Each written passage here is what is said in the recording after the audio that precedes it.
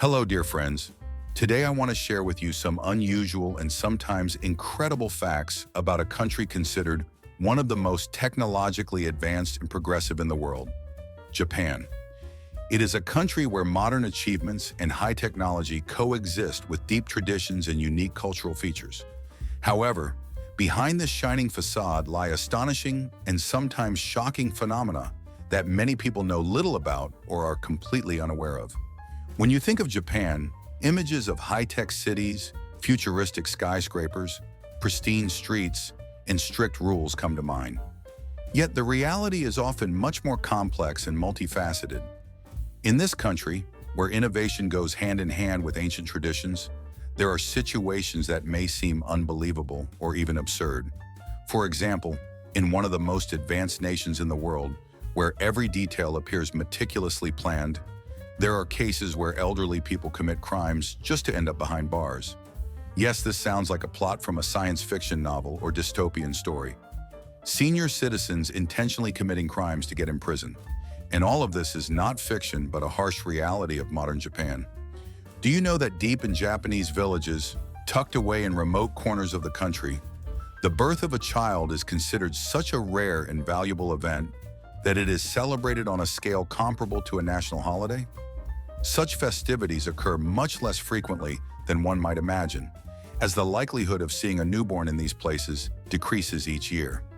In some villages, the birth rate is so low that even the arrival of a single baby becomes a significant event for the entire community, sparking joyful celebrations and a festive atmosphere.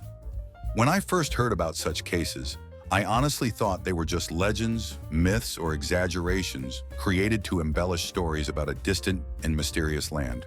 However, the more I delved into studying modern Japan, the clearer the contrast became between its outward appearance and internal reality. Outwardly, the country appears as a model of order, technological progress, and stability, but beneath the surface lies sometimes astonishing, sometimes troubling facts that few outside official sources are aware of. Today, I want to tell you about 8 astonishing facts about Japan that I am sure will change your perception of it. Some of them are so unusual and shocking that you will probably want to double-check every word I say, especially when we reach the story of a ghost town that doesn't appear on any modern map, yet is home to thousands of people. Get ready for an exciting journey into a world where an impeccable mask of a technological giant hides unexpected problems and paradoxes that are rarely mentioned in tourist brochures and travel guides. Part 2 of 9. The first fact concerns Japanese villages where the birth of a child becomes a real event. Imagine a place where silence has reigned for over 2 decades, where neither children's laughter nor the voices of little ones can be heard in the air. These villages are living evidence of how rapidly the demographic situation on the islands is changing. In such places, an entire generation has grown up over this time, having never heard the joyful cries and bright voices of their peers. And finally, in 1952, a baby was born in one of these villages, in the small town of Ichi. You can imagine how significant this event was for the local residents. It was as if the entire population exploded with joy, as if they had won the grand prize or achieved a long-held dream. The whole village took to the streets, organized celebrations, held solemn gatherings, and threw feasts as if celebrating a national holiday. But what is remarkable is that such cases are not exceptions, but rather the rule. Overall, throughout Japan, there are many such villages where the demographic crisis has reached such proportions that when a child is born again in Nagara village after 15 long years of peaceful silence, it sparks a true revival that any lively Brazilian carnival would envy. The entire village is filled with joyful noise, bright pink ribbons hanging everywhere, and camera flashes, as if some important ceremonial event is taking place. Grandmothers, in a burst of creativity, knit socks and hats for the newborn without sleep or rest, because caring for the baby has become their main occupation. And the most astonishing thing is that many of them are even afraid to think about closing the empty kindergartens, because for them, this would mean the final end of life in the village, the disappearance of it as a living community.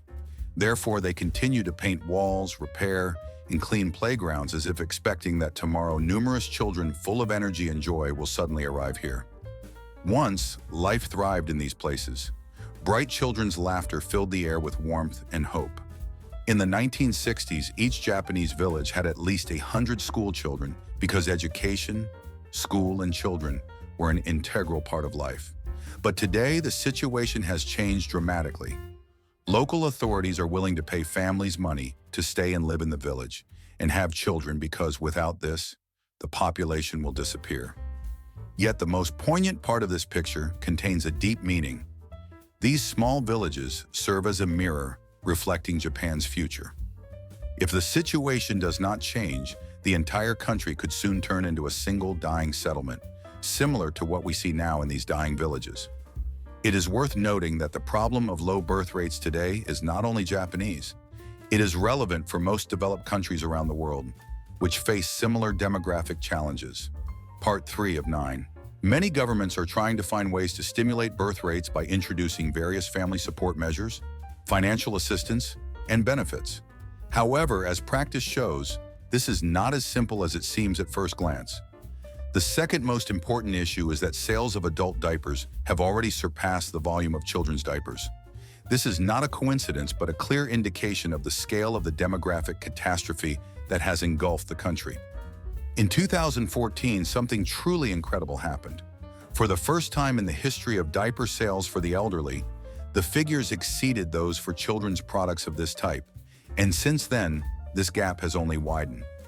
Major manufacturers, such as Charm, currently produce 1.5 times more adult diapers than for children. When I told my friends and acquaintances about this, no one could believe such a strange trend, thinking it was a joke or an exaggeration. But what's so surprising about that? In modern Japan, over 28% of the population are people over 65 years old, almost every third citizen. And the most astonishing thing is that Japanese companies do not see this as a problem, but rather use this demographic situation as an opportunity to expand their business. They develop special diaper models, use nanomaterials to make them as comfortable and discreet underclothing as possible. One of the largest manufacturers even released a series with cute images of cats and bunnies so that elderly people wouldn't feel ashamed to wear such products.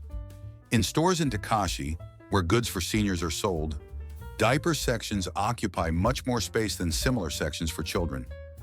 There is an entire segment of the industry. Besides diapers themselves, there are special creams, lotions, dietary supplements, and vitamins, everything needed to prolong and preserve youth. Some stores employ consultants who help select the appropriate size and type of diaper for a specific grandmother or grandfather. And the most astonishing thing is that Japanese scientists predict that by the year 2060, the number of elderly people over 65 will reach 40% of the entire population. Thus, the adult diaper market will continue to grow. More and more Japanese face the necessity of caring for elderly relatives, and at the same time, the number of specialists capable of providing such care continues to decline. This imbalance creates a huge burden on government structures, which are forced to find ways to help elderly people. Some experts believe that Japan today acts as a unique laboratory where solutions are tested to address problems that the entire world will face in the future. Population aging is a global trend manifesting in all countries. However, in Japan, it appeared earlier and more vividly. In a country where life expectancy is very high and birth rates remain low, this problem is felt especially acutely. In addition to deploying robots and developing sensor-equipped diapers, it is necessary to expand the social sphere, building nursing homes, training specialists to care for the elderly, to ensure not only their longevity, but also their quality of life, so that seniors live not only long, but happily, feeling valued and supported by those around them. Another important fact that is hard to ignore is that Japanese people are increasingly marrying anime characters. Now, I will tell you about a phenomenon that may seem incredible, but in reality exists and is gaining more and more popularity. In Japan, there is a movement known as UFU, whose members fall in love with virtual characters. Imagine a scene. At the altar stands the groom, and next to him is a hologram of his favorite heroine from a cartoon or manga. This is not the result of some crazy loner, but an entire subculture that is developing and strengthening. People involved in the UFU movement hold real wedding ceremonies where the main guest is a virtual character. Gaybix company has created a unique device capable of projecting a three-dimensional image of an anime girl and even issuing a marriage certificate. Initially, I thought it was just a marketing stunt, but it turned out that such weddings are real. People actually live with holographic partners, talk to them, and celebrate important holidays. Even more surprisingly, Japan has an entire industry dedicated to helping people feel needed and loved, even if only virtually. There are cafes where, for a certain fee, you can simply chat with someone or rest your head on a stranger's lap.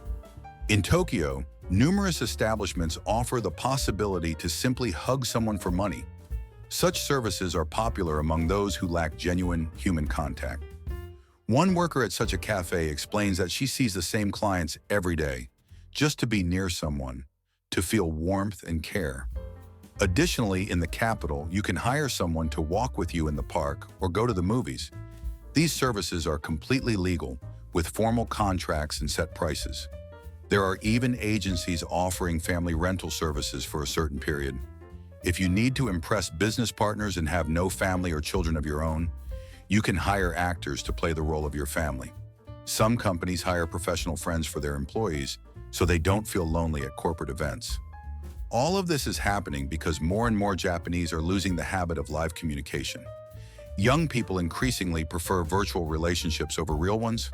According to statistics, more than 40% of young people aged from 18 to 34 have never met a girl at all, and 1 in 10 men over 30 admits that he is in love with an anime heroine. The country even has a special term for them: herbivore men, who avoid any romantic relationships with real women. Sociologists explain this situation by the fast pace of modern life, competition, and the fear of rejection, which make real-life dating increasingly difficult and unpleasant. In the virtual world, everything seems easier. No one will betray, reject, or ignore you there. But of course, this path cannot be a solution. People need to learn how to build genuine relationships. In a country renowned for its advanced technology, innovation, and progressive development, there is a dark side that is rarely discussed and often remains behind the scenes. It concerns poverty, which still thrives even in Japan, a country where robots clean the streets and trains move at astonishing speeds, often surpassing the velocity of some modern airplanes. When I first encountered the statistic that about 16% of Japanese live below the poverty line, I felt it must be a mistake or an exaggeration. How could this be possible in a country that appears so perfect, with its bright facades, shining skyscrapers, and modern technologies? However, behind Tokyo's magnificent exterior lies a much more complex and often harsh reality. Imagine an elderly woman who, every night after the supermarket closes, stands in line to buy expired products at a very low price. She does this to somehow feed herself and preserve her modest supplies. Or consider a single mother who is forced to work 3 different jobs simultaneously at a store, a factory, and a hotel, yet still cannot provide her children with enough food, clothing, or warmth. This is not a scene from a thriller or a movie. It is real life happening in Japan. The country even has a specific term: working poor. It refers to those who, despite working from morning to night, are unable to afford their own apartment or provide their loved ones with decent, sufficient food. This phenomenon has become so widespread that society has developed a special name for such people. The most astonishing and simultaneously tragic thing is that many Japanese hide their poverty, even from their closest relatives. They are ashamed of their situation, fear judgment, and sometimes prefer to remain silent about their problems. I had the opportunity to speak with a social worker who told me about elderly people whose mornings begin with them putting on neat suits and pretending they are going to work. In reality, these elderly people go to parks or secluded corners to avoid spending money on heating, as they have to save literally on everything. Single mothers, half of whom live in poverty, face especially difficult circumstances.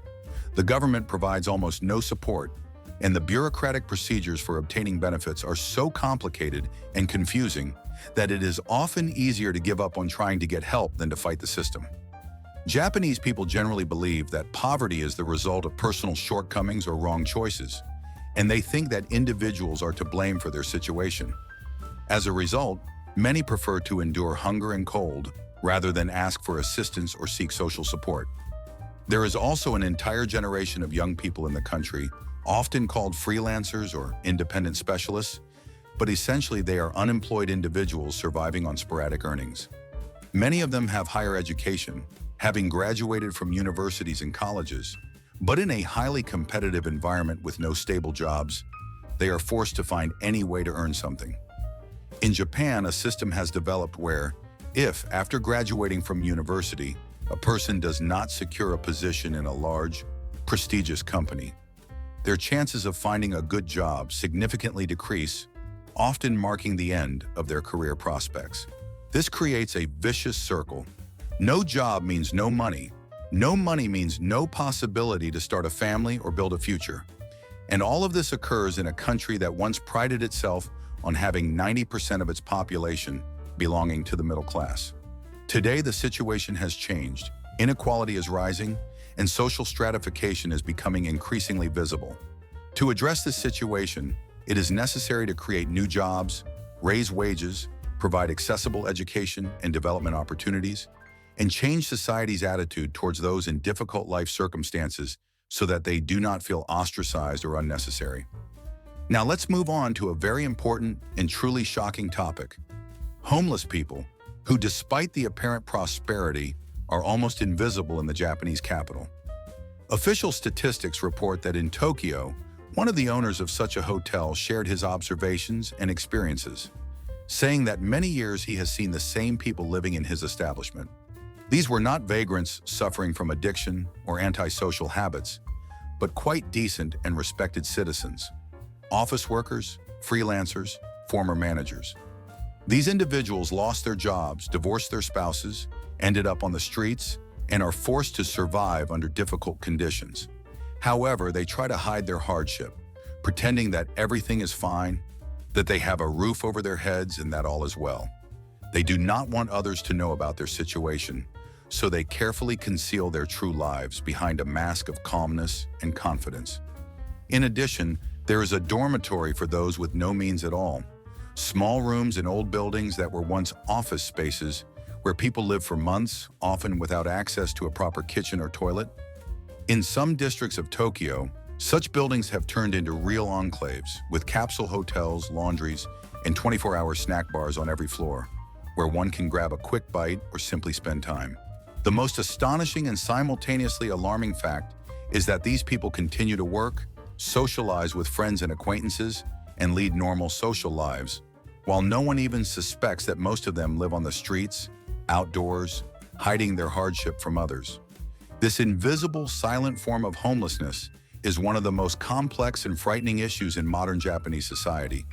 It can only be addressed through building affordable housing, creating jobs, providing moral support, and fostering understanding that homeless people are just like everyone else, an integral part of society, and should not be regarded as outcasts or unnecessary.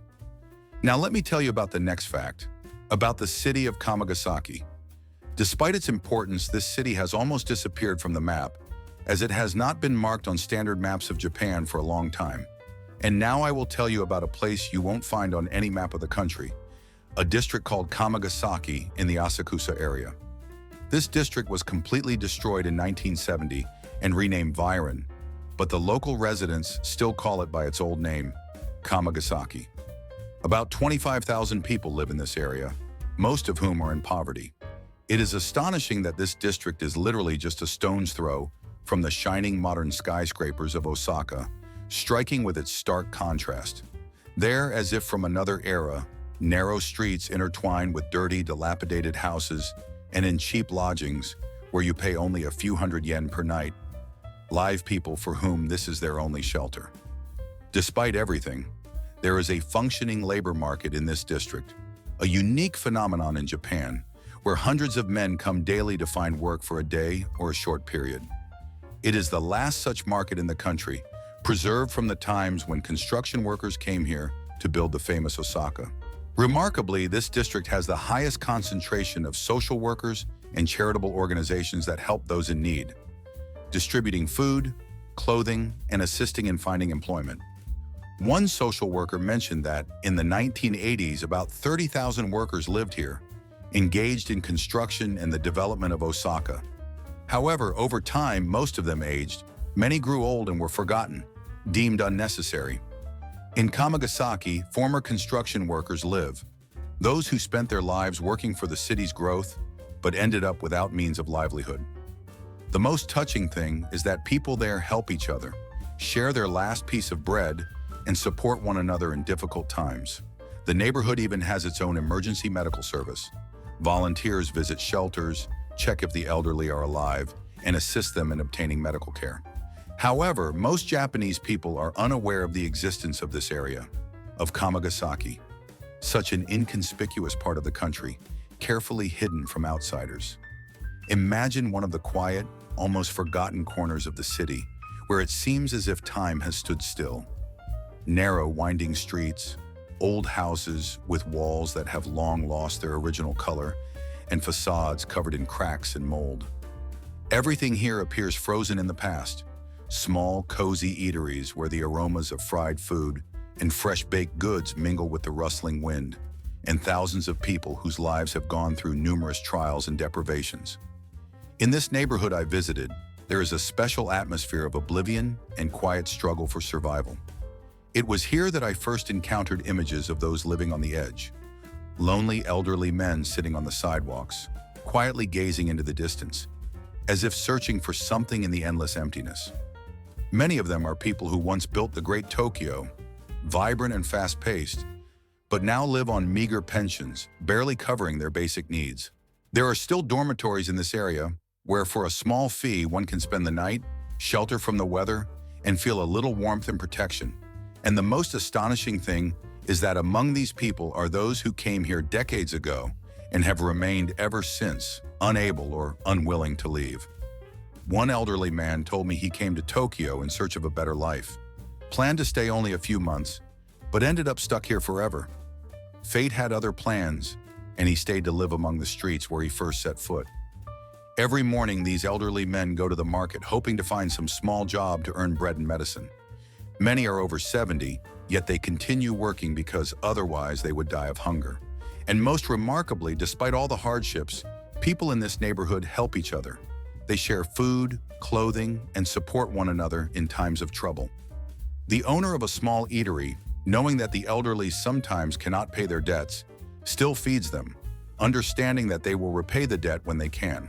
There are also cafeterias in Sanya where one can eat for free, places where former millionaires, who lost everything during the crisis, now shamefully hide their pasts while sitting at simple tables. To restore and revive this city, it is necessary to preserve its history, develop tourism, support small businesses, and most importantly, care for the poor so they do not end up on the streets, crying over their fate. Here's a fact. In this neighborhood, the elderly sometimes commit crimes to provide for themselves. Now I will tell you about the most frightening thing I have learned about Japan, how elderly people resort to extreme measures for survival. Imagine a grandmother who deliberately steals bread from a store, not because she wants to get rich or steal for pleasure, but because she needs to eat. This may seem absurd or even crazy, but the facts show that it is true. Statistics indicate that 1 in 5 criminals in Japan is over 65 years old. And the most terrifying part is that many of them commit crimes specifically to get into prison, because there they are provided with food, shelter, and access to medical care. Japanese prisons are turning into retirement homes. They are creating special cells for the elderly, hiring geriatric doctors to care for them. And the most frightening aspect is that many of these seniors have families, children, and grandchildren, but they do not want to become a burden to them, fearing the weight of responsibility. One grandmother said that it is better to steal bread than to ask her children for help. She feels more free this way and does not want to be a burden for her loved ones. A special term has even appeared in Japanese prisons: silver criminals. These are elderly people who commit petty offenses so that the state will take care of them and provide for their living, and each year their number is growing. In a country that venerates and preserves its ancient traditions, an astonishing phenomenon has emerged that, at first glance, seems fantastic. People are entering into marriages not with living partners, but with holographic images. Such stories, filled with unusualness and technological innovation, make us think about the direction our society is heading and what changes await us in the near future. Each of these situations raises many questions. How easy or difficult is it for a person to make such a decision? And what drives them to prefer a virtual image over a real person? These reflections open up a whole range of new aspects related to technological development, changing human values, and the understanding of love and closeness. What part of my story impressed or touched you the most? What thoughts did you have after reading it? Feel free to share your impressions and thoughts in the comments, because exchanging opinions helps us better understand what is happening and see things from different perspectives. If you are interested in learning the truth about how the world is changing, about new trends, unusual phenomena, and unique cultures of different countries, I invite you to continue following my stories. Ahead, we will have even more fascinating and instructive tales that will broaden your understanding of the world and make you think about the future. So don't miss the new episodes, because there are many amazing discoveries and unexpected revelations ahead.